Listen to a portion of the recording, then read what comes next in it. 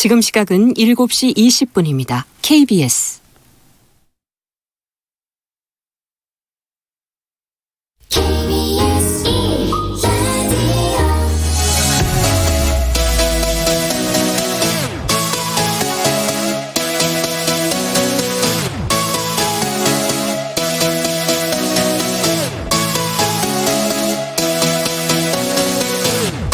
KBS 열린 토론.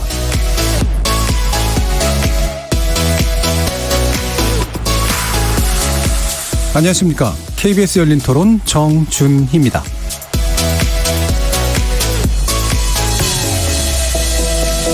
KBS 열린 토론 매주 이 시간은 금요일은 나설 차례 나를 설득해봐라는 코너로 함께하고 있는데요.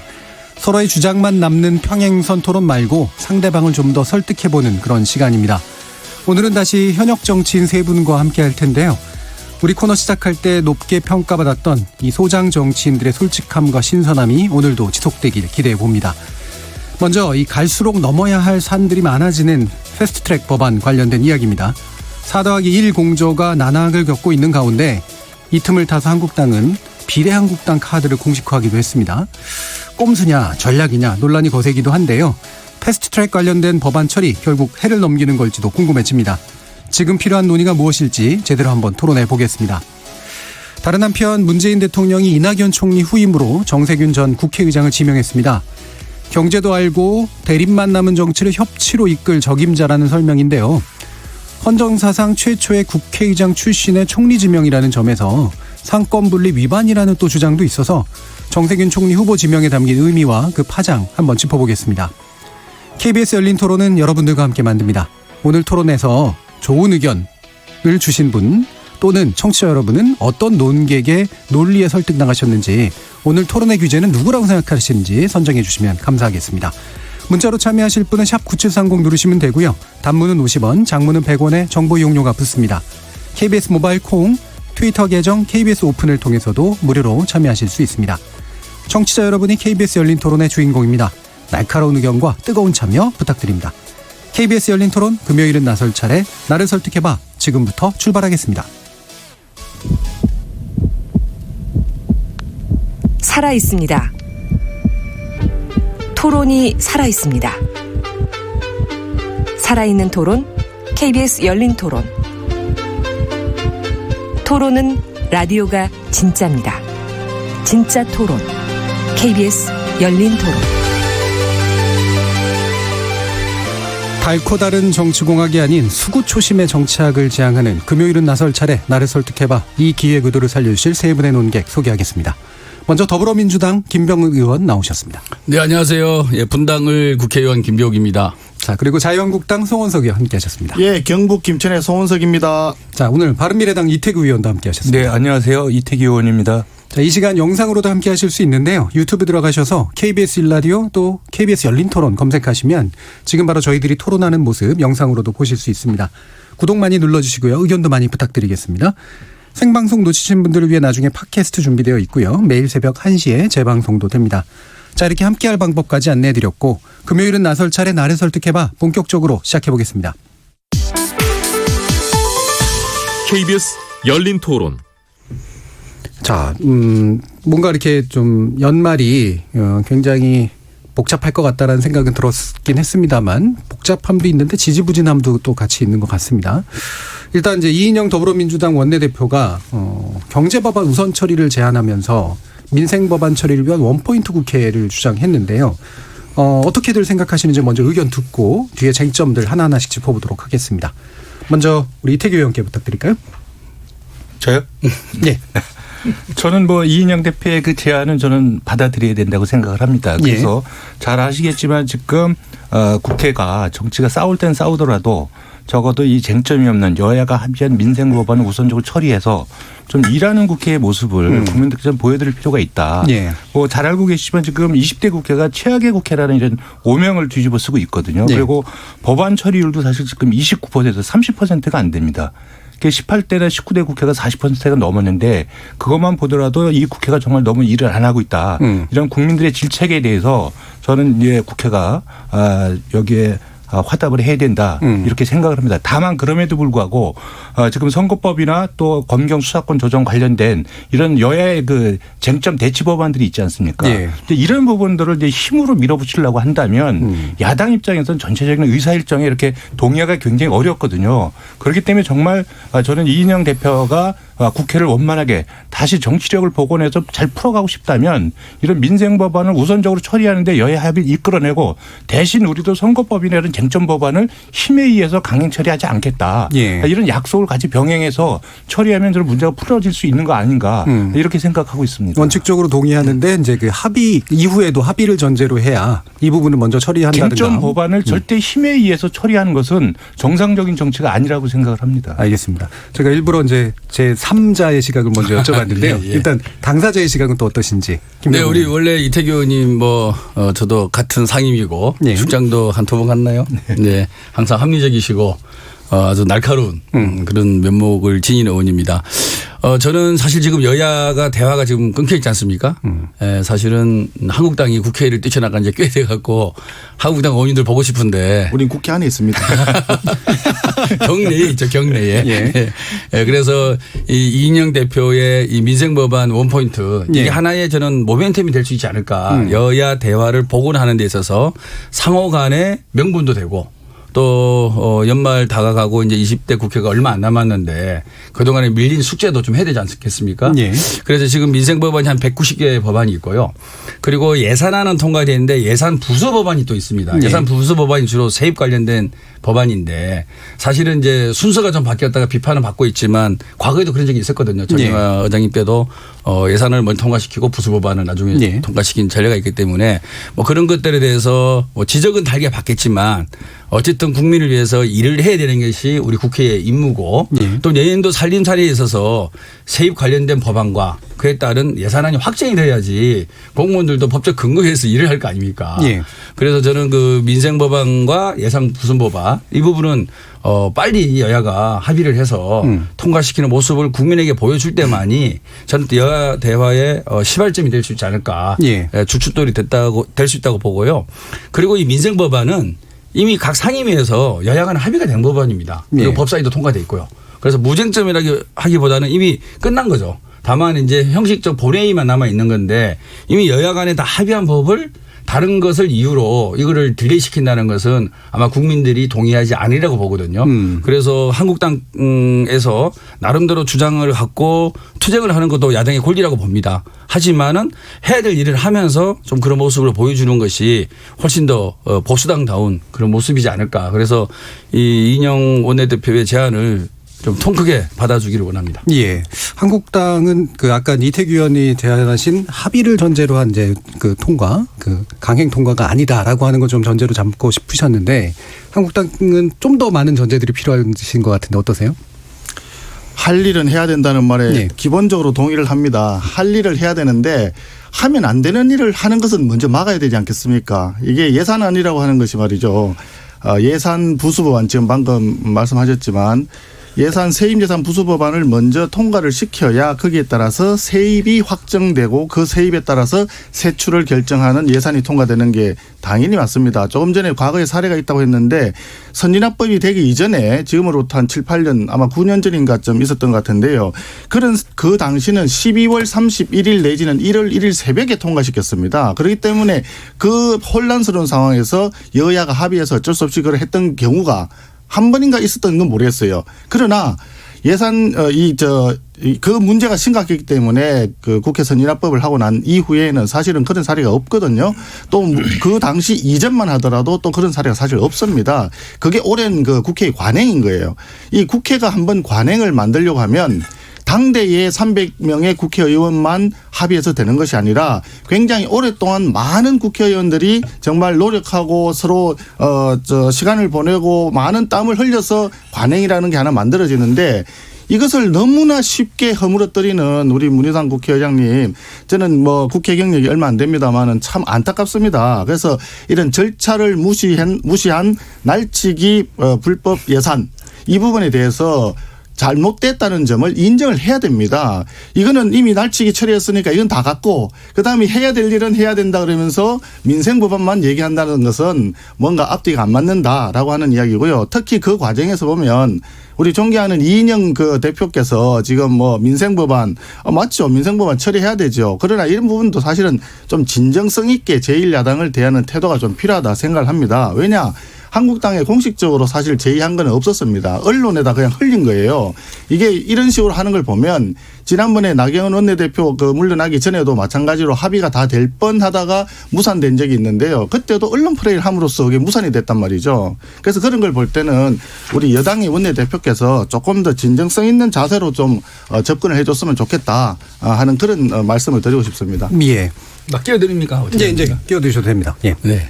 말씀하세요. 먼저 하시죠. 네. 예. 그 예산 관련돼서는요. 뭐 문희상 의장님께서 예산안과 부수법안에 대한 순서 저는 문제제기 할 수 있다고 봅니다. 예, 충분히 문제제기 할 수 있는데요. 반면에 우리가 선진화법을 만들면서 예산안을 12월 2일까지 처리하기로 법으로 만드는 그 취지를 좀 이해를 하셔야 될 겁니다. 아까 말씀하셨잖아요. 항상 12월 30일, 1월 1일 통과가 됐어요. 그래서 예. 선진화법을 만들 때 12월 2일 못을 박은 거예요. 예. 그리고 우리가 야당일 때는 거의 12월 1일 지켜줬어요. 그리고 예. 늦으면 12월 3일 새벽 이렇게 했는데 지금 우리 한국당은 매번 그걸 안 지켜요. 예. 그래서 12월 10일이 무슨 날이냐면 정기국회 마지막 날이에요. 그렇죠. 그러니까 오죽하면 우리 문희상 의장님께서 예산안을 통과시켜야 되는데 한국당에서 국회법에 나와 있는 12월 1일까지 심의를 완료해야 된다는 걸 안 지켜주시니까 어떻게든 이걸 또 예산 부수법안을 들어가면은 필리버스터를 할 것 같고. 예산 부수법안은 필리버스터 대상이 아닙니다. 아니, 그러니까 찬반 토론. 신청도 안 했습니다. 예, 찬반 토론을 할 것 같고 이러다 보니까 그게 한 32개인가 될 겁니다. 예. 예산 부수법안이. 그래서 이거는 국민을 위한 고육지책이죠. 예산을 통과시켜야 한다라는 의장의 책임하에 이제 그런 순서 상정의 순서를 바꿔서 통과시킨 거고 아까 말씀드린 전례도 있는 거고 그리고 예산 부수법안은 말 그대로 세위 예산이라서 사실 12월 10일에 통과 안 시켜도 12월 31일까지만 통과시켜도 법적으로는 문제가 없습니다. 예. 내년 1월 1일부터 시행하기 때문에 그래서 저는 이제 그런 부분에 대해서 뭐 일리 있는 주장일 수도 있지만 그리고 아까 말씀드린 전체적으로 봤을 때는 예산과 부수법안을 통과시킬 책임이 우리 의회에 있는 거 아닙니까? 그죠? 그 부분에 대해서는 일단은 넘어가시고 그다음에 이 민생법안은 아까 말씀드린 대로 합의가 된 거잖아요. 상임위 법사위. 그러니까 굳이 이것을 갖고 다른 거랑 연계를 해서 고리로 삼는다는 것은 제가 봐도 이거는 명분이 안 쓴다고 보거든요. 그래서 이건 일단은 일은 할 건 해버리고 그다음에 저희가 다시 논의를 하고 일하는 과정 속에서 여야가 머리를 맞대고 합의할 건 합의하고 이런 모습들을 국민들에게 보여주고 그렇게 된다 그러면 또 여야 간에 또 신뢰가 조금 쌓일 거 아닙니까? 그 신뢰 속에서 나머지 어려운 패트라든지 뭐 인사청문회라든지 이런 것을 진행하는 것이 전 순리다 이런 생각을 하고 있습니다. 제가 좀 말씀드리겠습니다. 예. 김성원 의원님. 지금 뭐 세법이 12월 31일까지만 통과시키면 된다고 얘기하셨잖아요. 세법이 12월 31일까지 통과되면 된다는 그 마찬가지로 예산도 마찬가지예요. 지금 예산 12월 법을 지키자는 거죠. 법을. 아니, 법을 지키자니까요. 글쎄. 법을 지켜야지. 세입 부수법안을 먼저 처리를 해야 되는데 그걸 안 했기 때문에 문제가 발생하는 것이고 자 보세요. 지금 예산을 그날 날치기를 해서 불법적으로 통과시켰지만 그 예산이 지금 집행되는 것도 아닙니다. 하루 이틀 연기를 하고 딜레이를 해서 서로 협의해가지고 통과시켜도 얼마든지 가능한 건데 그때 불법적으로 날치기를 했어요. 그렇기 때문에 문제가 발생을 한 겁니다. 예. 한 가지 지적해 볼까요? 지금 우리가 일본하고 경제전쟁을 한다고 그랬습니다. 이 문재인 정권에서. 이제 전쟁 좋아요. 전쟁해도 뭐 이길 수 있으면 좋습니다. 그래서 소재, 부품, 장비 부분이 우리가 취약하니까 여기에 대해서 지원을 좀 많이 해야 되겠다. 해야 됩니다. 그런데 소재, 부품, 장비에 대한 특별 회계를 만든다고 해서 이번에 예산은 통과시켰습니다. 그런데 특별 회계를 그 만들기 위한 전제 조건은 뭐냐? 근거법이 있어야 돼요. 그런데 그 근거법은 아직 통과를 못 시켰거든요. 그게 뭐냐? 국회에서 세입 부수법안이라든지 이런 걸 먼저 처리를 하고 그다음에 예산을 냈으면 아무런 문제가 없어요. 그런데 그냥 먼저 예산을 그냥 날치기를 해버리니까 지금 특별한 근거가 없습니다. 그러니까 정부에서는 일을 못하겠다고 하는 이야기를 하는 거예요. 그 일을 못하겠다고 하는 정부가 왜 그런 상황을 만들었느냐. 자, 그런 거죠. 잠깐만요. 제가 말씀드릴게요. 예. 문희상 국회의장이 날치기를 했고 거기에 민주당이 먼저 나서가지고 했기 때문에 문제가 정부에서 일을 못하게 하는 거예요. 그러니까 정부가 일을 제대로 할 수 있게끔 하려면 국회가 우리가 제대로 된 일을 해야 되는데 일을 잘못했기 때문에 발생한 건데 그건 전적으로 문희상 국회의장과 집권 여당이 민주당이 자, 책임을 일단 져야 여기서 될 끊고요. 일입니다. 예, 왜냐하면 자꾸 이제 또 예전으로 거슬러 올라가면 지금 패스트트랙 법안에 관련된 쟁점들이 약간 또 다시 묻히기 때문에 제가 이태규 의원께 이 부분 다시 공을 넘길게요. 지금 이제 두 분의 이제 얘기를 들어보면 저는 사실은 두 가지가 다 나름대로 일리가 있다고 보는데 사실은 그 전에 예산안 처리 문제가 시한에 걸리면서 사실 한국당이 지연 처리 전략을 계속 썼던 건 사실이거든요, 분명히. 이 지연이 계속 될 것 같다라고 하는 느낌이 주는 지금 건 그 맞잖아요. 말씀도 사실하고는 조금 거리가 있는 말씀인 예, 것으로 근데 봅니다. 또 한편으로는 이제 약간 강행 처리할 것 같다라고 하는 그런 어떤 생각도 있었던 거고요. 12월 10일까지가 정기국회고 정기국회가 자정을 넘어서 보통 차수 변경을 해서 안건을 계속 심의하는데 법상 12월 12일 12시까지 정기국회는 끝나는 겁니다. 예, 그러다 보니까 이거를 이태규 의원께 넘기겠습니다. 이해를 부탁드리는 그 예산안의 어떤 그 법적인 처리 시한 문제 예. 또 그거를 지키는 것도 굉장히 중요합니다. 또 지금 말씀하신 대로 예산안을 하게 되면 먼저 세입 부분을 먼저 처리하고 나중에 회출을 처리해야 되는 이 뒤바뀐 부분을 지적하는 건 맞는데 예. 지금 제가 좀 말씀드리고 싶은 근본적인 부분 문제 지금 정치의 어떤 정치안의 행태 예. 방법 그리고 정치를 어떻게 이해하고 있는 건가 지금 우리 여야가 실제로 저는 정치라는 거는 저는 상대방을 설득하는 거라고 봅니다. 설득해서 내 주장을 설득해서 상대방의 동의를 받아가지고 합의를 이뤄내면 좋은데 그 합의가 안 된다면 사실 절충하는 거죠. 네. 힘으로 밀어붙이는 것이 아니라 각자의 의견들 조금 양보해가지고 절충점을 찾아내야 되는데 그러한 정치 자체가 지금 완전히 지금 실종돼 있습니다. 네. 그렇기 때문에 예산안이든 또 이것이 패트 법안이든 어떤 사안이 아무리 그 목표나 이런 부분이 명분과 정당성을 갖고 있더라도 지금 과정으로서의 정치가 만약에 무너진다면 그래서 절차적 민주성이 훼손된다면 저는 그 법안의 정당성을 부여하기 굉장히 어렵다고 봅니다. 예. 그런 부분에서 지금 정치가 안 되고 있는 거거든요. 저는. 그래서 지금 민주당에서 이제 민생법안 빨리 처리하자, 먼저 처리하자. 맞는 말이죠. 민생법안을 붙들어도 아무런 이유가 없다고 생각합니다. 그런데 한편으로 그렇다면 사실 정치적인 쟁점이 있는 법안은 우리가 충분하게 야당과 협의해서 처리하마. 이런 약속이 같이 예. 병행이 됐을 때 이게 정치적인 신뢰가 생기는 거잖아요. 그런데 거기에 대해서는 아무 얘기도 안 하고 일단 민생만 강조하고 그런데 정치 쟁점은 필요에 따라서는 또 강행 처리할 어떤 그 의도를 결코 감추지 않고 있거든요. 예. 그래서 저게 타협의 정치가 저는 이루어지지 않는다고 보거든요. 그 부분에서 저는 민주당의 전향적인 사고가 필요하고 또 지금 자유한국당이 본회의장 앞에서 농성하고 있습니다. 예. 농성은 하는 건 좋습니다. 그 항의의 표시로 반대 표시로 하는 건 좋지만 의장이 주재하는 여야 원내대표 회동에 자유한국당이 참여하지 않고 있습니다. 그러니까 전쟁 중에도 대화는 하는 거거든요. 예. 그러니까 싸울 땐 싸우더라도 뒤에 가서 대화를 해야죠. 그래서 문제를 풀어내야 되는데 그 부분을 안 하고 있다. 저는 그런 쪽에서 지금 큰 두 야당이 실제 덩치에 걸맞는 지금 정치력과 지혜를 발휘하고 있는 것인가. 이 부분에서 저는 두 당을 양대 정당이 예, 저는 이 두 정당을 비판하지 않을 수가 없습니다. 알겠습니다. 요 그 부분에 회의에 지금 바른미래당 원내대표도 참석을 안 했던 걸로 저는 알고 있습니다. 자, 알겠습니다. 여기까지 일단은 이제 첫 번째 얘기를 좀 끝내고요. 이제 쟁점으로 하나씩 이제 여쭤볼게요. 지금 이제 김병욱 의원께 여쭤봐야 될 것은 이제 원래는 이제 4+1 논의가 어쨌든 단계로 나아갈 거다라고 이제 짐작을 했었는데 걸려 있습니다, 지금. 결국 선거법 문제인데 석패율제가 이제 핵심적인 쟁점이란 말이죠.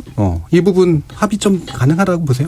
저는 가능하다고 봅니다. 그러니까 저는 선거법이나 여야 간의 정치적 쟁점이 있는 부분은 여야 간의 합의, 특히 제1야당과의 대화와 합의를 이끌어내야 된다는 부분은 100% 동의하는데요. 그런 부분은 있습니다. 저희가 국회 선진화법을 만들면서 과거에는 이제 물리적 충돌이 너무 잦다 보니까 소위 동물국회라고 그러죠. 네. 그래서 교섭단체 간의 합의에 의해서 모든 의사일정과 법안 통과를 하게끔 만들었는데 네. 이제 그러다 보니까 식물국회가 예상이 되는 거 아닙니까? 그래서 만든 게 패스트 트랙이에요. 네. 예. 모든 걸 합의로 하게 되면은 다수 결이라든지 다수결에 따른 민주주의가 불가능해지는 거죠. 네. 그래서 패스트 트랙이라는 걸 만들어서 상임위에서 5분의 3 이상의 동의를 의하면 거기서 통과시켜서 180일인가요? 숙려기간을 거치고 법사위가 90일까지 숙려기간을 거치고 본회의 상정되는 거잖아요.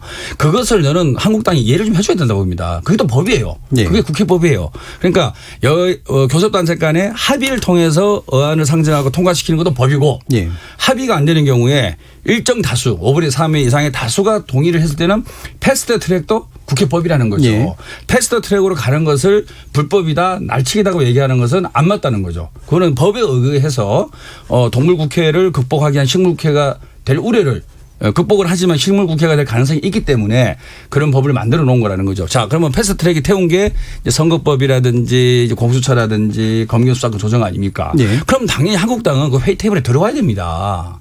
그걸 법을 지키는 거예요. 법을 만든 국회가 패스트트랙을 만들어 놓고 패스트트랙을 태웠는데 회의 안 들어와요. 협상장에. 패스트트랙 들어가기 전에 논의를 하는 것이 아니죠. 맞는 겁니다. 논의가 안 되니까 패스트트랙이 있는 거죠. 다시 말해서 제가 얘기를 좀 할까요? 교섭단체 이 간의 부분은 합의를 통해서 잠깐만요. 제가 안 될 잠깐만 때를 끊겠습니다. 대비해서 패스트트랙을 만드는 거죠. 그럼 예. 패스트트랙에 의미가 없는 거죠. 요 쟁점은 사실은 각 당의 의견을 들어보려고 한 게 아니라요. 예.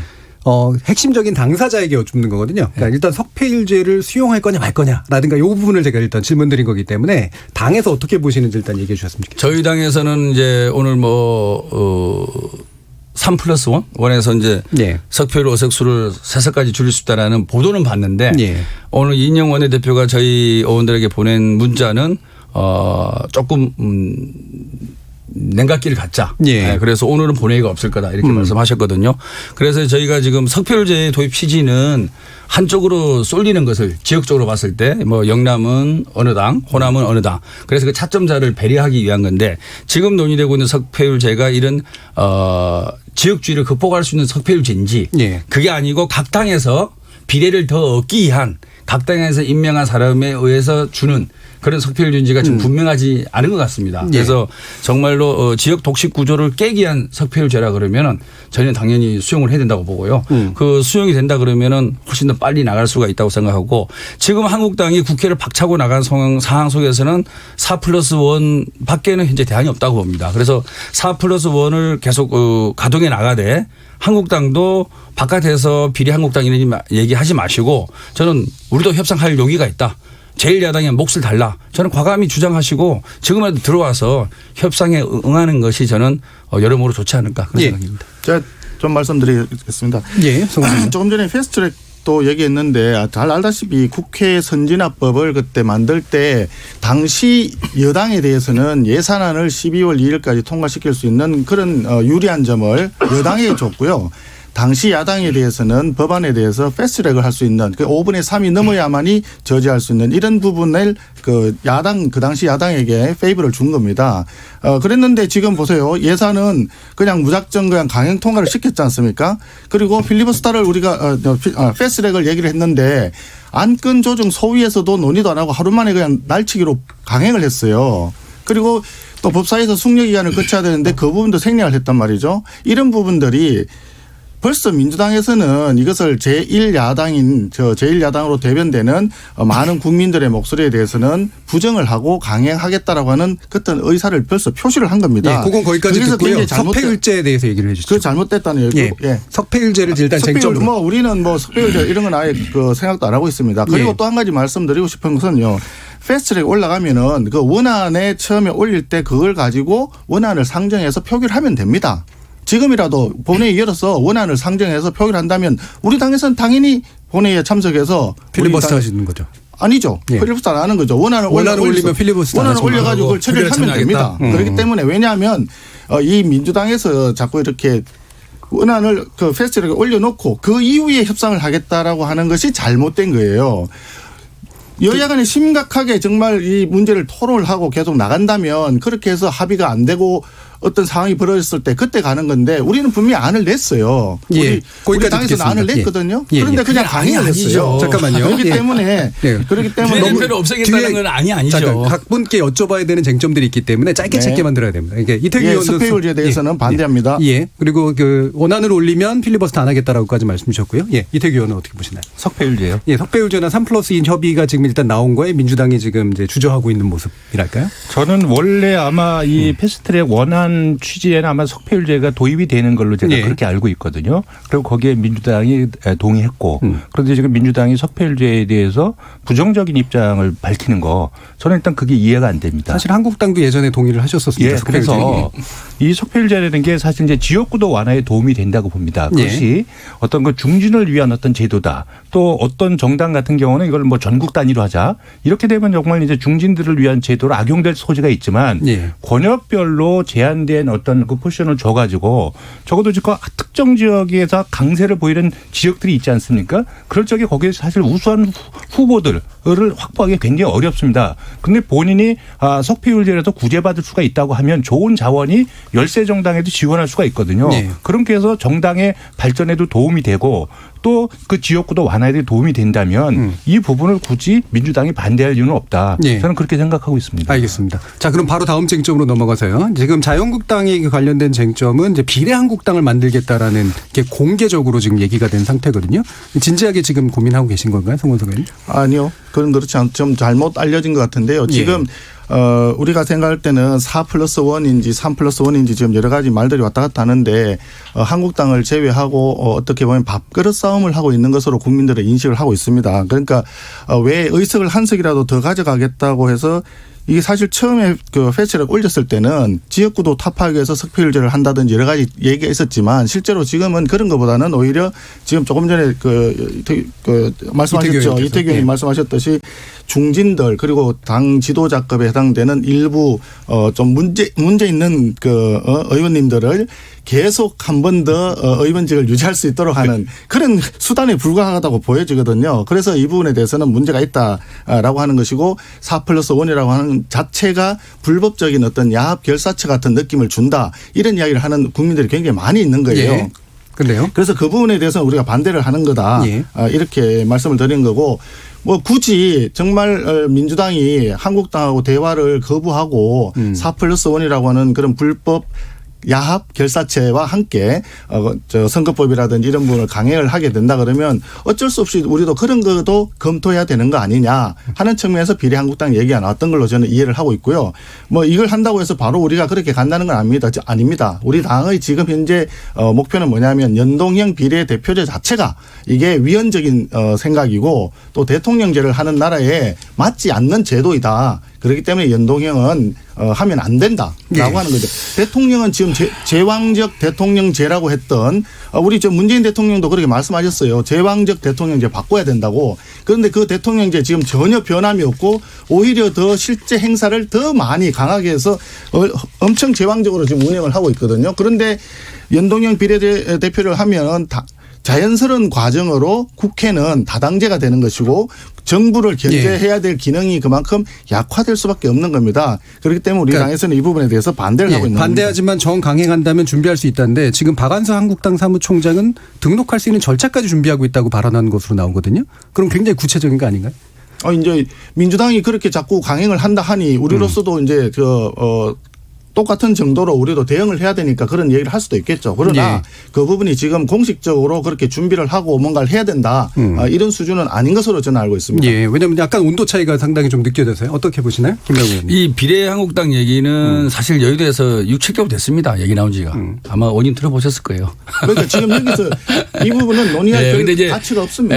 본격적으로 상당히 공개적으로 얘기가 본격적으로 이제 한국당의 얼마나 민주당이 주요 야당 공격하는지 주요 당직자께서 이제 말씀을 하신 거지. 사실 6-7개월 전부터 한국당이 위성정당을 준비하고 있다는 얘기는 뭐 다 돌았고요.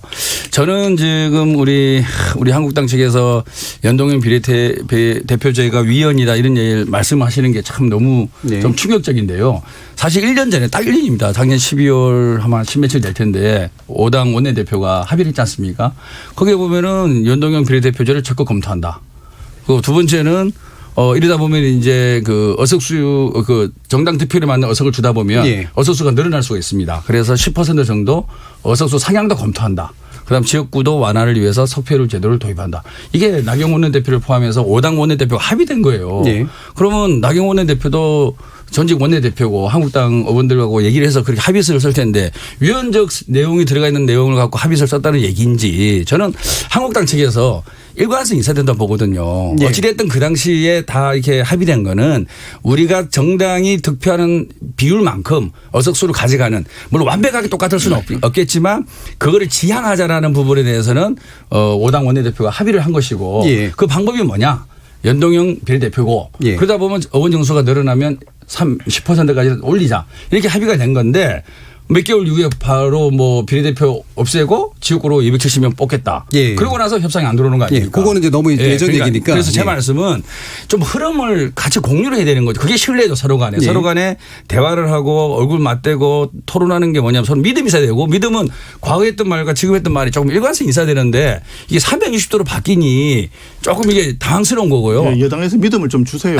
그리고 이제 제가 확실하게 비례- 좀 쟁점을 하기 위해서 제가 시간을 관리해야 되기 그래서 때문에 이제 비례한국당의 가능성을 어떻게 보시는지랑 만약에 이게 그런 식으로 전개되면 비례민주당의 가능성은 없는지. 저희는 그런 생각도 안 하고 있죠. 예, 네, 전혀 저희는 없다. 해서는 안 되고 예. 국민에 대한 사실 국민들이 국회 헌법기구인데 이게 장난의 수단은 아니지 않습니까? 저는 예. 그 기사를 봤을 때 황교안 대표님께서 사실 지금 원내 교두보가 좀 약하지 않습니까? 국회 예. 내에. 그래서 자꾸 이제 장외 쪽으로 많이 나가시는데 지금 자유한국당 내에 세력 갖고는 조금 본인의 대권 가도를 달려나가는 데서 부족하다 보니까 바깥에 완전히 자유한국당이 컨트롤할 수 있는 당대표가 컨트롤할 수 있는 위성정당을 만들어서 정말 친이 황교안 대표를 둘러싸고 친이 부대를 만들기 위한 대단한 그림을 그리는 거 아니겠느냐까지 제가 의심이 되더라고요. 네, 송원석 감히 의원은 그런 얘기를 국민 앞에 할 수 있다라는 게 전혀 정말 쉬운 가능성이 게 없다고 아니거든요. 얘기하시는 건데 그 가능성이 없는 거잖아요. 지금 김 의원님 너무 많이 나가셨어요. 아니 뭐 정당을 만든 그런 그렇지 않다. 꽤 오래됐어요. 전혀 얘기 그렇지 나온 지가. 않고요. 예. 꽤 오래됐다고 얘기를 하지만 꽤 오래됐다고 얘기하는 것은 민주당 내에서는 그런 방법도 있다는 걸 이미 알고 있다는 반증에 불과하고요. 우리는 그런 그 논의를 한 적이 없고 비례한국당이라는 얘기도 최근에 와서 이게 너무나 안타까운 상황이 예. 계속 되기 때문에 궁여지책으로 그런 이야기까지 이제 해봤다는 이야기지. 알겠습니다. 우리 당에서 공식적으로 또는 뭐 공개적으로 해가지고 어떤 준비를 한다. 이 부분은 좀 와전된 와전됐다. 것으로 보입니다. 알겠습니다. 와전된 이태규 의원은 것으로. 어떻게 보고 그다음 한마디 더 말씀드리면 연동형 그 비례대표제 같은 경우에도 그 합의서에 검토한다고 돼 있지 그걸 적극 검토한다. 한다고 돼 있지는 않습니다. 자, 그 부분은 싸우지 마시죠. 그것을 가지고 자꾸 예. 합의를 했다고 예. 주장을 하기 뭐 이제 때문에 문제는 그 부분은 넘어간 합의한 거고요. 것은 예. 아니고요. 합의한 것은 검토하는 걸 합의했다는 알겠습니다. 상황을 다시 한번 말씀드립니다. 이태규 의원은 또 이게- 당내 사정도 복잡하셔서 예, 어떠신지 근데 모르겠네요. 일단 원칙적으로 이 제도 자체를 봤을 예. 적에 지금 여야가 또 거기에 군소정당들까지 해서 각자의 당리당략에 따라서 사실 이게 누더기 법안이 되고 있는 거예요. 예. 그러면 실제로 연동형 비례대표제 지금 두 분 의원님은 말씀하셨잖아요. 이런 식으로 논의가 가게 된다면 이 제도 자체가 선거 계획이라는 명분 자체가 상실이 되는 겁니다. 지금 민주당 입장에서는 비례 자유한국당 이거를 비판하시지만 저는 만약에 그것이 현실화된다면 저는 이 제도 자체를 근본적으로 훼손하고 왜곡하는 것이기 때문에 예. 절대 안 된다는 생각이 들지만 예. 한편으로 민주당이 사실 비례대표 50석 중에 30석에 대해서 지금 캡을 씌우는 거잖아요. 예. 이것도 제가 민주당 입장에서는 자신들의 기득권을 절대 내려놓지 않겠다. 적어도 나머지 20석에 대해서는 병립형으로 해서 지분을 챙겨가겠다고 하는 거거든요. 그러니까 사실 연동형 비례대표제의 원래 취지나 이런 부분은 지금 상당 부분 지금 왜곡되고 훼손돼 있다. 그럼 원안에 더 가까운 입장을 가지고 계신가요?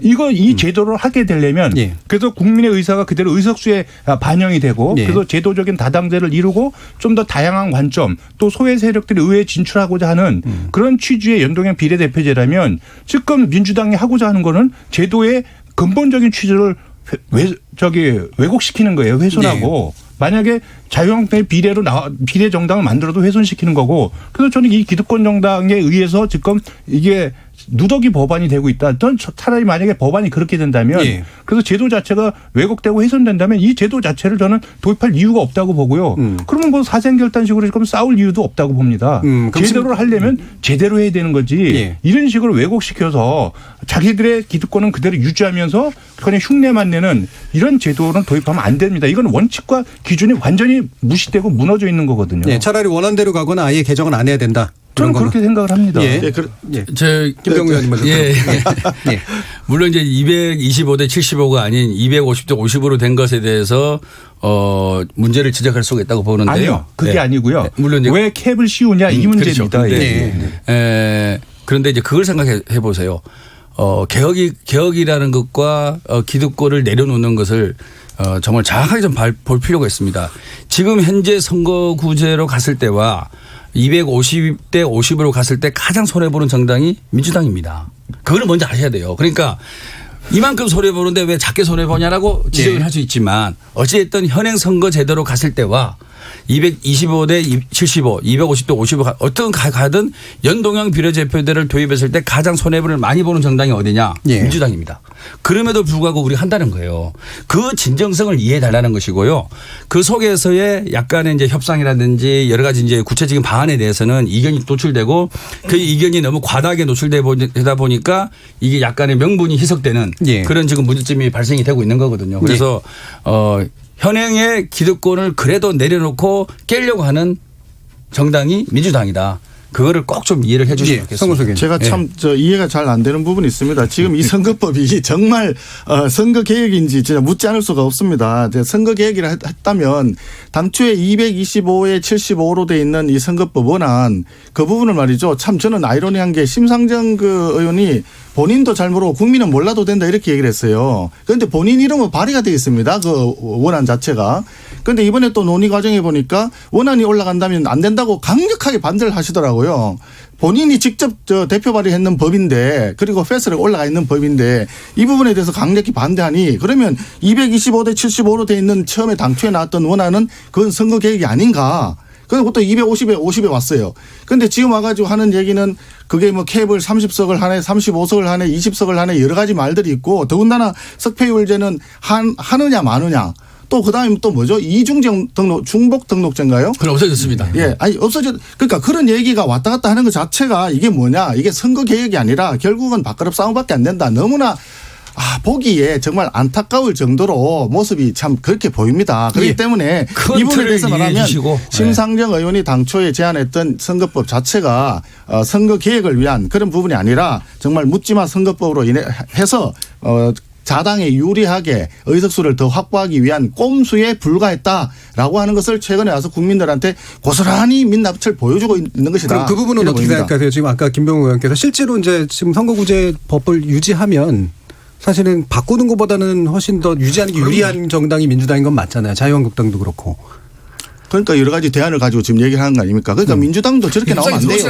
아니, 그러니까 민주당 집권 여당인데요. 집권 여당은 정확하게 중심을 잡아주고 이 정국을 끌고 가야 됩니다. 그런데 우리는 현행보다는 이렇게 하는 것이 손해보는데 우리도 한다라고만 얘기를 했지 실제로 어떻게 하겠다.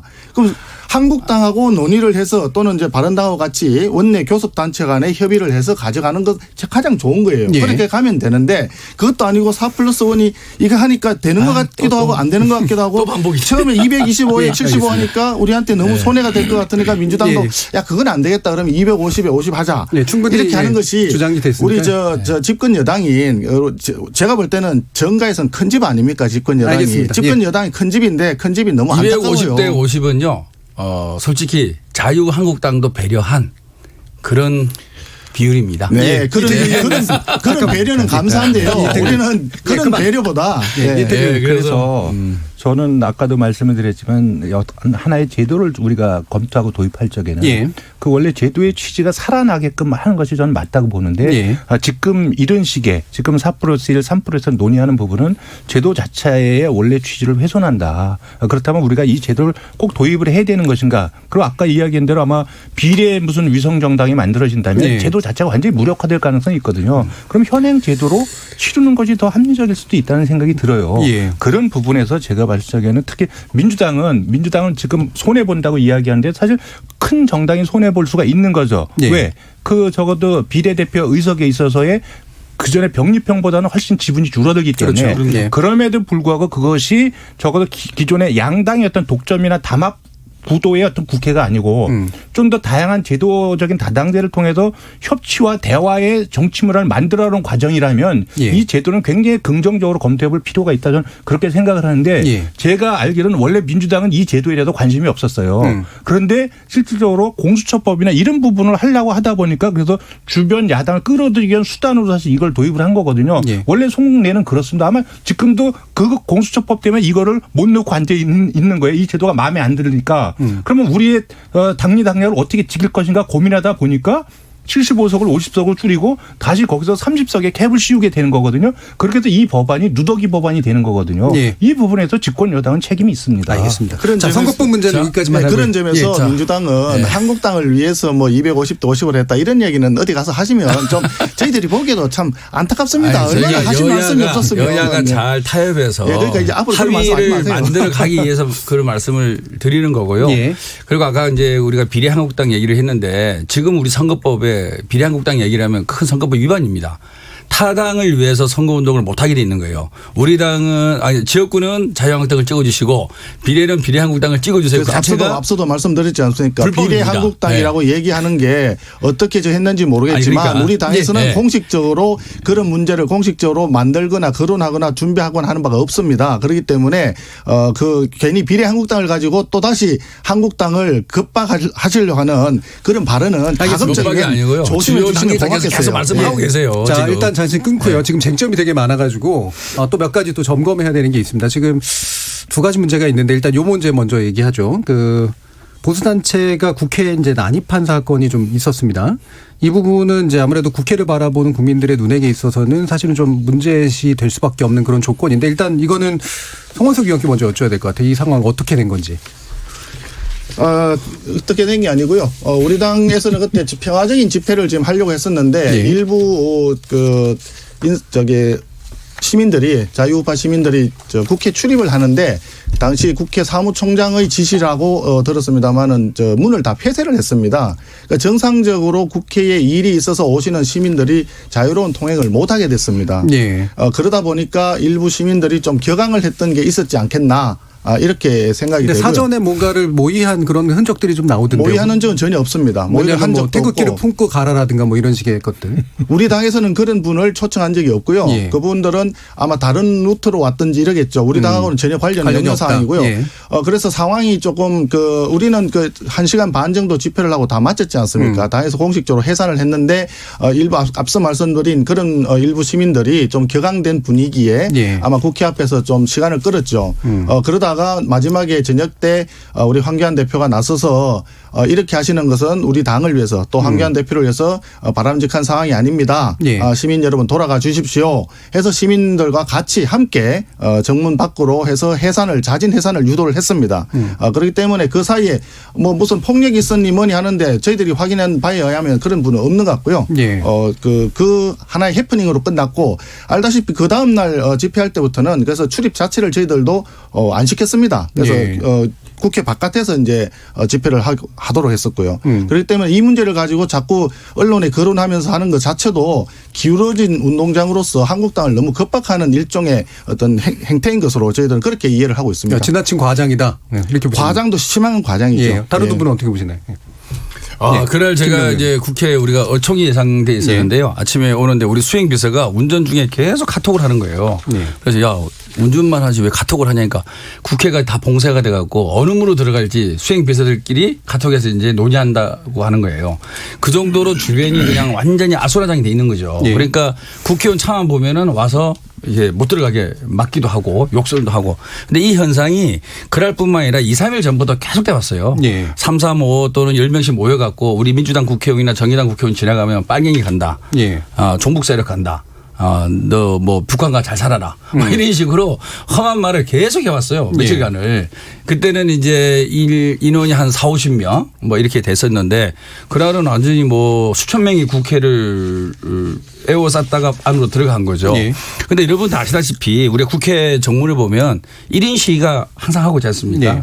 국회에서 100m 내에서는 시위를 못하게 돼 있는 거죠. 그래서 나온 게 1인 시위인데 아무리 그 정당의 행사를 핑계를 하더라도 그 경내에 그렇게 무질서하게 태극기와 성조기를 들고 그다음에 이거 뭐라 그러죠? 큰 피리. 예, 피리를 불면서 그리고 험한 욕설과 그리고 막 침도 아무데나 뱉고 아무데나 신발을 이렇게 던지고 이런 행동을 이렇게 부추기고 또 이런 행동에 대해서 아무런 터치도 안 하고 그리고 또 무슨 말씀하셨냐면 여러분들이 국회에 들어왔습니다. 우리가 승리한 것입니다. 이걸 황교안 대표가 말씀하셨어요. 그런데 우리는 모른다라고 한국당은 얘기하지 않습니까? 그 앞뒤가 정말 안 맞는 거예요. 네, 그러니까 국민이 주인인데 출입하는 것을 공권력을 동원해 가지고 사무총장이 아니 불법 시위를 하기 위해서 들어온 거죠. 아니죠. 불법 시위를 하기 위해서 들어온 게 아닙니다. 그런데 목적을 갖고 들어온 거죠. 당초부터 그런 식으로 국민들의 어떤 절규와 분노와 아픔을 이해를 하지 않고 공권력으로 막다 보니까 그것이 일부 시민들을 격앙케 한 거죠. 그렇기 때문에 이 말씀을 아까도 좀 전에 말씀드렸지만 자꾸 이렇게 본말을 전도시키지 말고요. 알겠습니다. 이태규 의원 침을 뱉거나 이런 부분들 잘 됐습니다. 제 말씀은 그러니까 꼬리로 몸통을 너무 흔들지 마세요. 구급파들의 목소리도 들을 필요가 있고 그분들 집회 시위에 자유가 있는 거죠. 하지만 법을 지키라는 거죠. 국회 밖 100m라는 법이 있습니다. 거기서 얼마든지 할 수 있는 건데 정당 집회를 이유로 정당 집회 참가한다는 그 명분 하에 들어와서 불법 집회를 하고 당직자들에게 욕설을 하고 국회의원들을 이동을 못하게 하고 험악한 분위기를 조성을 하고 당 대표는 그거를 조장하고 우리가 이겼다고 만세를 부르고 이런 건 안 되는 거죠. 그렇죠. 그러니까 그러면 안 되는 거죠. 군소 야당하고 문희상 의장까지 나서가지고 야합에 의해서 그만 좀 하시고요. 선거법과 공수처법을 강행 처리하려고 하다 보니까 문제가 발생하는 거예요. 국회에서 그러한 일이 벌어진 거 책임 소재는 뒤로 하고더라도 이 부분을 지금 우리 의원님들이 책임 소재를 갖고 지금 다툼을 하는 거잖아요. 이거 자체가 저는 국민들에 대한 예의는 아니다. 이게 정치가 없어졌기 때문에 이런 일이 벌어지는 거잖아요. 이 부분에서 저는 여야 모두가 저를 포함한 모든 정치인들이 저는 반성해야 된다고 보고요. 그리고 저는 뭐 자유한국당 입장에서 조금 섭섭하실지 모르겠지만 그 분들이 관계 없다고 하지만 자유한국당이 주관한 집회에 참여한 거잖아요. 그리고 거기서 일탈이 됐지만 어쨌든 그걸 계기로 해서 거기에 대해서 어떤 폭력적이거나 위협적인 행동들이 벌어졌고 이 부분에 대해서 저는 직접적인 책임은 없지만 정치적 도의적인 책임은 저는 자유한국당이 갖고 있어야 된다. 이게 맞다고 보는 거고요. 그리고 국회에 민의회전된 국회에 대한민국 국민은 누구나 다 들어올 수 있다고 봅니다. 그렇지만 들어오는 거하고 그 국회를 점거하는 거하고는 다른 거거든요. 이런 부분은 저는 용납이 돼서는 안 된다. 이런 부분이고 어쨌든 정치의 잘못 또 이런 부분은 사실 안정적인 국정 운영이나 정치의 어떤 복원이나 이런 거에 근본적인 책임은 사실 여당한테 더 큰 거잖아요. 그런 부분에서 우리가 좀 다 반성할 부분이다. 그리고 어떤 경우라도 이 폭력적인 행위 또 상대방을 욕설이나 이런 걸로 비난하는 행위 우리가 상대방이 꼭 틀린 건 아니잖아요. 다른 거잖아요. 다른 부분에 대해서 위협적 행동을 하는 거 이거는 저는 끊어야 된다고 봅니다. 알겠습니다. 마지막으로 한 번 더 말씀하시죠. 네. 지금 자꾸 반복해서 말씀드립니다만 이 문제의 출발은요. 선거법이라든지 공수처법을 불법 야합 결사체를 통해 가지고 통과시키려고 했던 국회의장 문희상과 민주당 정부 여당인 민주당이 그렇게 했다는 그것이 곧 국회를 아비규환인 것처럼 이렇게 보여지게 만들었다는 거고요. 지금 조금 전에도 말씀드렸지만 꼬리로 몸통을 자꾸 흔들려고 하지 마십시오. 이게 뭐 욕설이 있었는지 폭력이 있었는지 말씀하셨는데 제가 알기로는 폭력은 없었던 걸로 알고 있고요. 그렇기 때문에 혹여 일부 시민들이 격앙된 마음으로 어떤 걸 행위를 또는 언행이 있었다 하더라도 그것이 마치 다인 것처럼 얘기하는 것은 오늘날 이 사태가 왜 벌어졌는가에 대한 집권 정부 여당의 책임에 대해서 너무나 인정을 하지 않는 안타까운 그 자세 때문에 시민들 분노를 그러니까 모든 불법 행위의 원인은 민주당이다 그 말씀인가요? 원래 제가 잘 이해가 안 가서요. 금요일에 나설 차례는 이런 분위기까지는 아닌데 오늘은 좀 많이 좀 뜨거운 것 같습니다. 여기서 일단 잠깐 끊고 가는 게 아무래도 좋을 것 같아요. 그래서 선거법 개정 관련된 이야기, 패스트트랙 법안에 관련된 이야기, 또 민생법안 처리에 관련된 이야기를 좀 나눠봤고요. 후반부에서 또 총리 인선에 관련된 이야기 또 이어서 나눠보도록 하겠습니다. 여러분께서는 KBS 열린 토론과 함께하고 계십니다.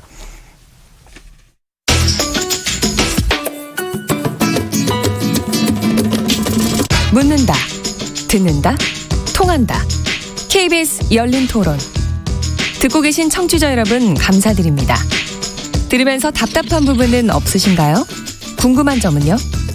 그렇다면 함께 토론에 참여하시죠. 유료 문자 샵 9730을 이용하시면 됩니다. 단문은 50원, 장문은 100원의 정보 이용료가 있습니다. 스마트폰 어플리케이션 KBS 모바일 콩을 통해서도 무료로 참여하실 수 있습니다. KBS 열린 토론은 언제나 열려 있습니다. 듣고 계신 KBS 열린 토론은 매일 밤 1시에 재방송됩니다. 안녕하십니까. 문자캐스터 송아랑입니다. 패스트트랙 법안 처리와 관련한 현재 국회 상황에 대해 청취자 여러분이 보내주신 의견 소개해드리겠습니다.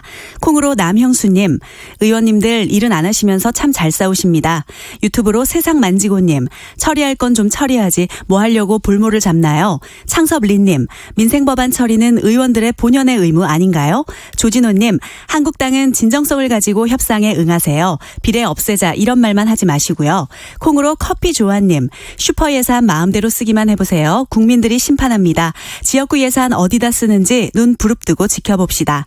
문자로 1459님, 검경 수사권 조정도 민생법안이라면 민생법안입니다. 검찰의 아나무인격 조사에서 민생을 구제하는 것도 시급하고 꼭 필요한 민생법안입니다. 유튜브로 천리안님, 4+1이 무엇인가요? 원내 교섭단체 새로 생겼습니까? 콩으로 허브님, 석패율 반대합니다. 한번 떨어졌으면 그만이지 무슨 의원들을 다시 구제해 줍니까? 콩으로 의현님, 어떻게 하나의 내용이 당에 따라 좋고 나쁘고 하지요? 지금이 어려운 시기 아닌가요? 우리 모두 함께 옳은 길로 정진했으면 하는 바람입니다. 문자로 0612님, 토론이 아니라 서로의 잘잘못을 들추는 토론 이제 듣기 싫습니다.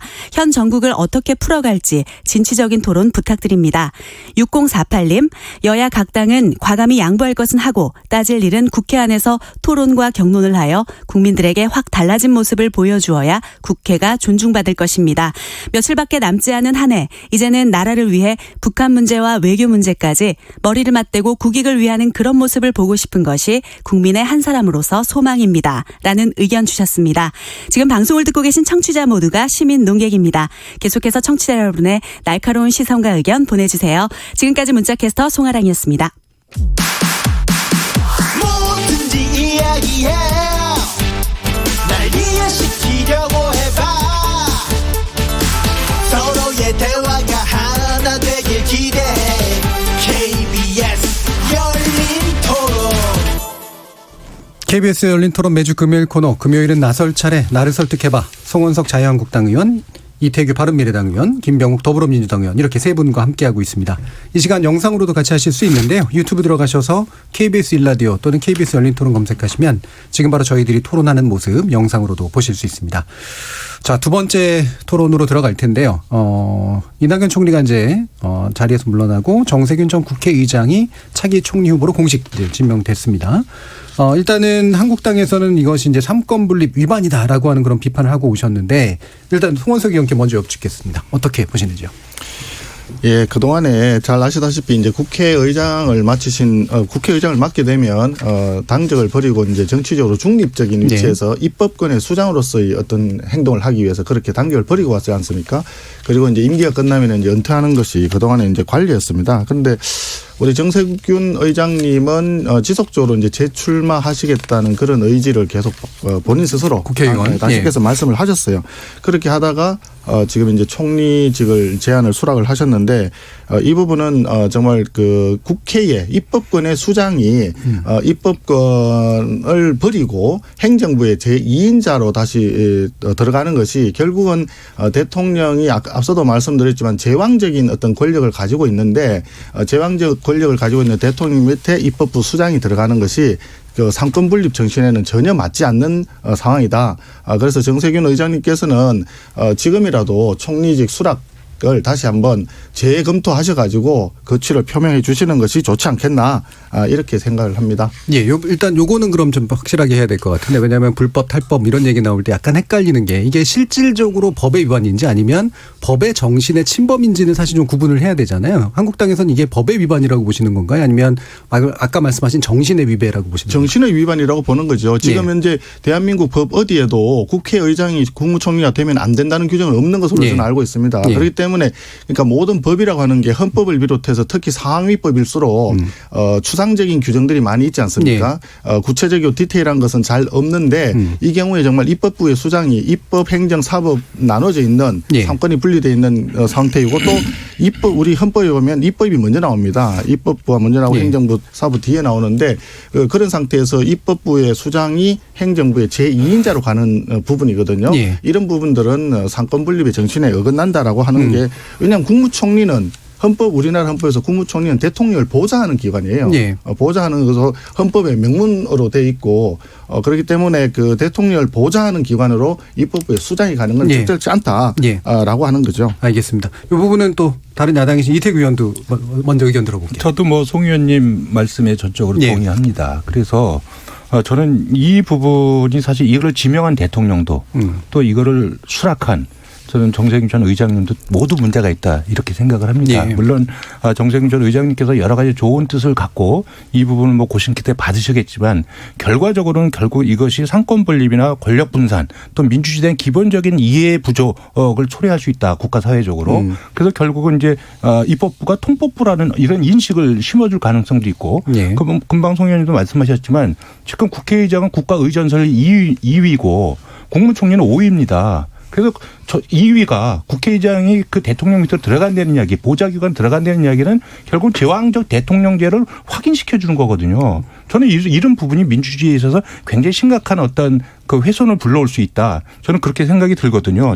저는 그래서 더군다나 지금 정세균 의장님이 원래 삼고초리를 모셔온 게 아니고 김진표 전 의원님이 안 돼서 대타로 지금 지명이 된 거예요. 이건 저는 국회에 대한 심각한 모독이라고 생각을 하거든요. 어떻게 그러면 정세균 의장이 개인적으로 저기에 능력이 있으시고 또 좋은 품성을 갖고 계시고 다 좋다고 하더라도 이거는 한 사회나 국가의 원칙과 기준에 있어서 저는 심각한 문제를 불러올 수 있기 때문에 이 부분에 야당 입장에서는 이게 동의하기 굉장히 어렵다. 예. 정세균 전 의장님 갖고 계신 어떤 능력이나 이건 별개의 문제고 과연 한 국가나 사회가 이렇게 운영이 돼도 되는 것인가. 예. 이 부분에 대해서 저는 심각한 고민이 필요하다. 이렇게 생각하고 있습니다. 김병규 의원님.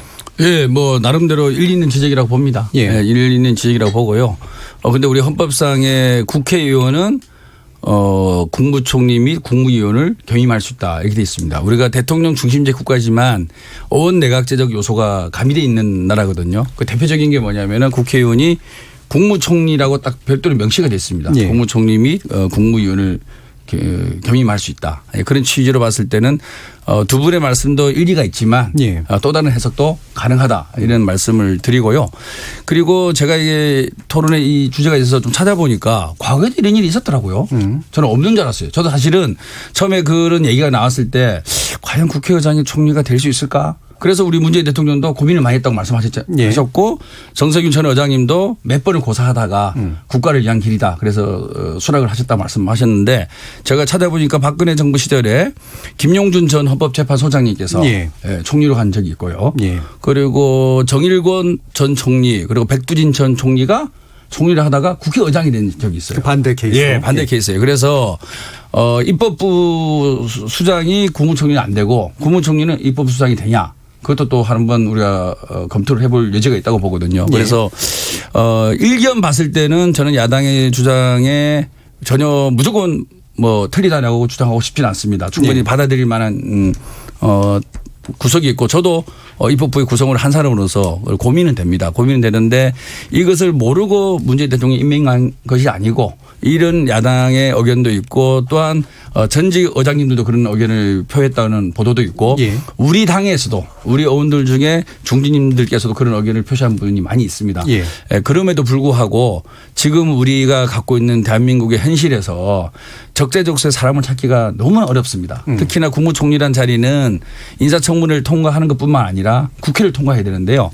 출석 과반수가 아니라 재석 의원 과반수의 그렇죠. 동의를 또 얻어야만이 국무총리로 할 수 있습니다. 그래서 이런 모든 것을 봤을 때 특히나 우리가 지금 경제가 만만치 않지 않습니까? 경제를 누구보다 잘 알 수 있는 특히 실물 경제 밝은 사람은 아마 찾으려고 했을 겁니다. 예. 교수보다는. 그런 거. 그다음에 야권과의 대화 복원. 예. 그리고 통합. 국민의 통합. 그리고 우리를 둘러싼 외교 문제. 이런 것들의 산적한 현안을 헤쳐나갈 수 있는 적재적소에 맞닿을 수 있는 인물을 찾다 보니까 저는 정세균 전 의장님으로 귀결되지 않았느냐. 그래서 과연 입법부의 수장이었던 분이 국무총리로 갈 수 있느냐라는 논란은 충분히 일리 있는 논의이고 우리 해볼 만한 주제라고 봅니다. 해볼 만한 주제이지만 현실 정치에 있어서 지금 이 시기에 대한민국 현 상황 속에서 국무총리에 과연 누가 제일 적합한 것인가. 예. 그런 고민을 대통령과 또 당사자 주변 분들이 했을 때 좀 이해를 구하자.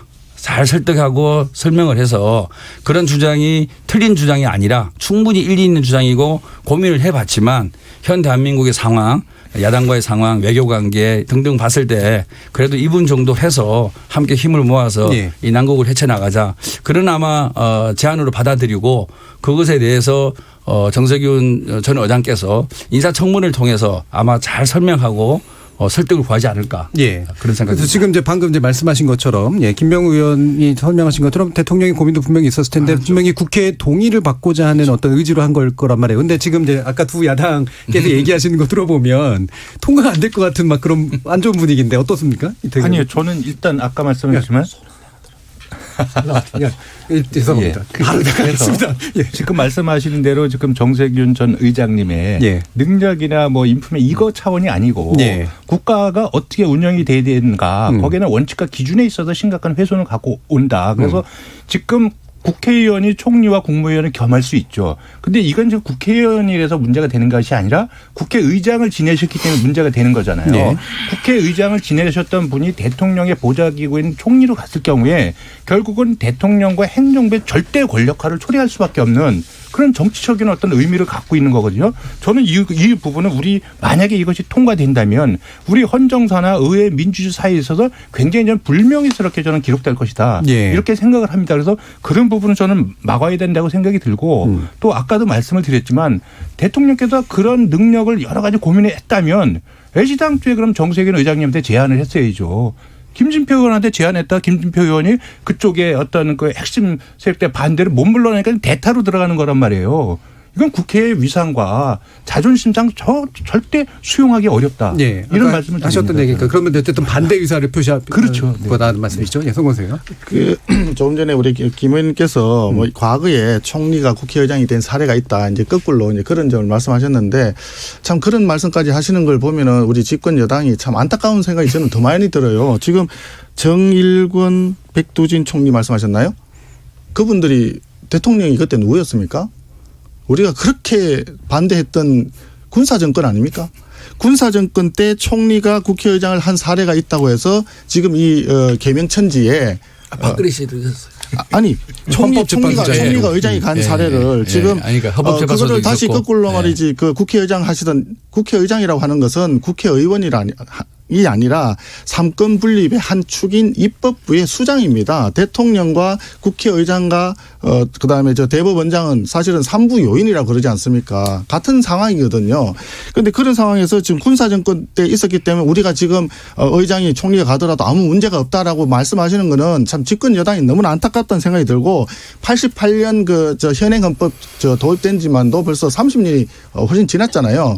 88년 체제 이후에 이런 사례가 없지 않습니까? 그런 걸 생각하면 또 거꾸로 자 총리가 그러면 의장을 가는 거는 총리도 지명을 받아서 하기 때문에 이건 선출직이 아니지 않습니까? 본인이 국회에 출마하고 국회의장도 될 수 있어요. 얼마든지 이건 가능합니다. 그리고 헌법재판소장이 총리 가는 건 또 다른 문제입니다. 3부 요인이 아니에요. 헌법재판소장은. 그렇기 때문에 헌법재판소장은 대통령이 지명해가지고 되는 자리이기 때문에 총리하고 사실 거의 같은 상황으로 우리가 이해를 할 수가 있습니다. 그래서 제가 볼 때는 군사정권 때 있었던 총리가 국회의장을 했었기 때문에 지금 우리가 국회의장이 총리 간다 이렇게 말씀하시는 건 굉장히 참 안타까운 말씀이고 결과적으로는 조금 전에 이태규 의원님도 말씀하셨지만 의장께서 이제 총리가 돼가지고 대통령 밑에 행정부의 제2인자로 가는 거는 결국은 입법부가 행정부의 신여화되는 과거에 우리가 그렇게 잘못되었다고 지적을 많이 했던 통법부화되는 그런 상황하고 다를 게 하나도 없다는 거죠. 그래서 이 부분은 행정부를 견제해야 한다고 하는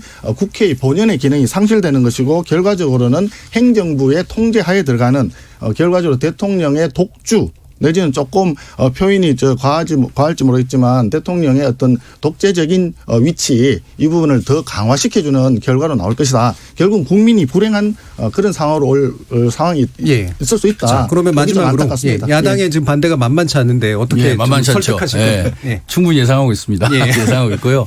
근데 우리 송원석 의원님 말씀 들으면 그동안에 정말 우리 국회의장님의 권위와 명예를 한국 땅에서 엄청 존중해 주고 떠받들어 왔었나라는 생각을 좀 그래 해요. 왔죠. 네. 근데 최근에 보면은 전혀 좀 그렇지 않고 오히려 그런 모습으로 문희상 의장님께서 쇼크를 받아서 병원도 입원하시고 했는데요. 정말 우리가 국회의장을 존경해야 되고 우리 스스로 또 그분의 권위가 대통령 못지않게 더 높아야 되는 거 동의합니다. 그래서 두 분께서 말씀하시는 거 제가 무조건 반대한다는 말씀을 안 드렸잖아요. 충분히 고민의 가치가 있고 나름 일인 논리라고 봅니다. 충분히 고민해도. 그럼에도 불구하고 문재인 대통령께서도 긴 시간을 숙고하셨고 당사자께서도 억셉트 할 수밖에 없는 현 정치 상황 이걸 모두 우리 여야가 만든 거 아니겠습니까? 솔직히 말씀드려서. 여당이 만든 주도적으로.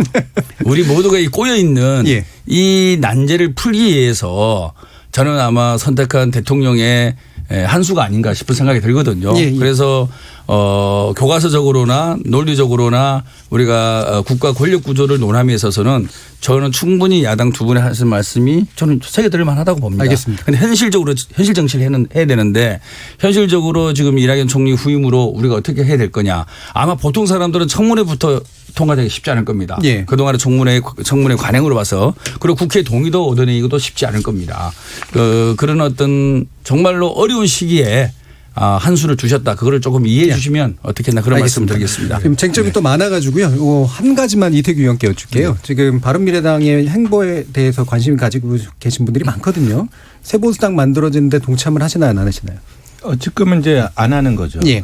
안 하시는 거죠. 우리 의원들끼리 안철수 대표의 의사를 확인하고 일단 존중해서 문제를 풀어가겠다 이렇게 해서 사실상 이제 새보수당에 참여 안 하는 걸로 돼 있고 또 엊그제 이제 손학규 대표가 안철수 대표가 만약에 복귀한다면 본인이 물러나겠다 모든 걸 내려놓고 이렇게 해서 하면 이제 당내 부분에서 안철수 대표의 복귀와 역할론 이 부분에서 좀 더 이제 활발한 토론이 이루어지겠다 뭐 이렇게 예상하고 있습니다 지금. 알겠습니다. 제가 한 가지 여쭤봐도 될까요? 네.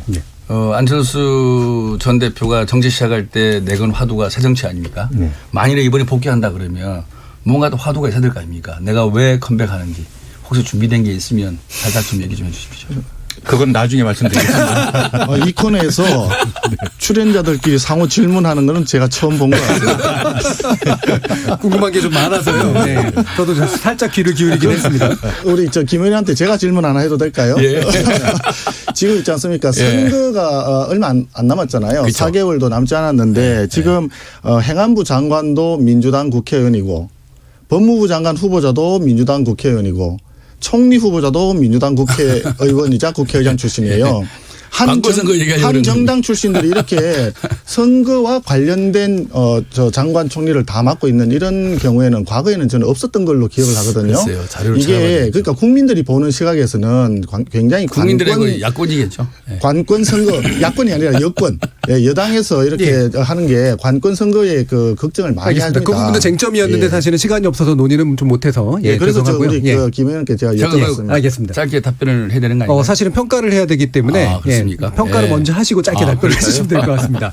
자, 이게 오늘 뭐 별로 평가가 안 좋을 것 같긴 한데요. 자, 상대에 설득당하셨는지 아닌지 잘 모르겠다. 세 가지를 한번 결정해 주시죠. 하나, 둘, 셋. 이걸 들면 됩니다. 일단은 설득을 당하셨고 잘 모르겠다라는 게 두 분이셨습니다. 송원석 의원님 설득을 어떻게 당하셨는지 짧게 하시죠. 설득을 당했다라기보다도 오늘도 두 분 의원님께 많은 걸 배웠습니다. 그리고 민생법안이 중요하다는 말씀도 새겨 듣고 그 의회 정치를 복원해야 된다는 이태규 의원님 말씀도 좋았습니다. 알겠습니다. 가슴에 새기도록 하겠습니다. 그러면 맨 마지막으로 김병욱 의원께 먼저 이태규 의원께 짧게 먼저 30초 드리고 나중에 드리겠습니다. 약간 관권 선거 말씀하시는데요. 관권 선거 말씀하시는 30초 제가 딜까요? 이제 30초 하십시오. 괜찮습니다. 그래요? 저는 우리 국민을 믿어야 된다고 봅니다. 청와대 그 감찰반원 한 명의 진언으로 인해서 지금 청와대 전체가 여러 그 고충을 겪고 있지 않습니까? 그런데 이 장관이 우리 민주당 출신이라 그래서 관권 선거를 할 거다. 과연 그것이 국민들한테 어필을 할 수 있을지 저는 지금 우리 국민들의 수준 그리고 민주주의의 정도로 봤을 때 저는 그런 얘기가 안 나왔으면 좋겠고요. 그리고 워낙 저희가 횡으로 종으로 감시 체계가 워낙 철저하게 짜여 있는 이미 국가입니다. 저는 그런 장관들의 그런 행위 자체가 금방금방 드러나지 알겠습니다. 절대로 뭐 이렇게 우리 민주당을 위해서 어떤 어드밴티지가 있을 거다. 그런 상상도 할 수 없는 그런 얘기라고 봅니다. 이태규 의원 30초 정도 드리겠습니다. 네, 뭐 그 부분은 아마 특정 어떤 그 장관의 어떤 입장이 되는 것이 아니고 현재 그 전 울산시장 청와대 하명수사 사건에 대한 정부가 얼마만큼의 진정성을 가지고 문제를 해결할 것이냐 이 부분에 대해서 저는 이제 정부의 어떤 의지나 공정 의지나 이런 걸 좀 볼 수 있지 않겠나 이런 생각이 좀 들고요. 예. 오늘 제가 송원석 의원님 늘 냉철하시고 논리적이시고 그래서 좋은 말씀 많이 들었고 또 김병욱 의원님 굉장히 합리적이시고 저랑 상임위 네. 같이 하지만 굉장히 열정적으로 하는 그 부분에서 저도 늘 배우고 있거든요. 그래서 예. 두 분 의원님들이 말씀하신 부분은 충분히 이해하고 존중합니다. 알겠습니다. 그렇지만 바른미래당 입장에서는 거기에 동의하기 어렵다. 예, 그리고 두 큰 정당의 정치적 책임이 굉장히 크다. 알겠습니다. 이 말씀을 좀 드리고 싶습니다. 그래서 중간에 세부 예, 삼각형을 했습니다. 네, 예, 그래서 이제 끝내야 될 텐데. 30초만 말씀. 안 돼요. 30초가 안 됩니다. 10초만 지금 끝내야 됩니다. 말씀드리겠습니다. 안 돼. 지금 이제 끝내야 됩니다. 예, 많이 10초. 배우고 갑니다. 오늘 네, 세 많이 분 배우고 모두 수고하셨고요. 대단히 감사합니다. 다음번에 1분 다시 드리겠습니다. 다음 주 월요일 저녁 7시 20분에 다시 찾아뵙겠습니다. 지금까지 KBS 열린 토론 정윤이었습니다.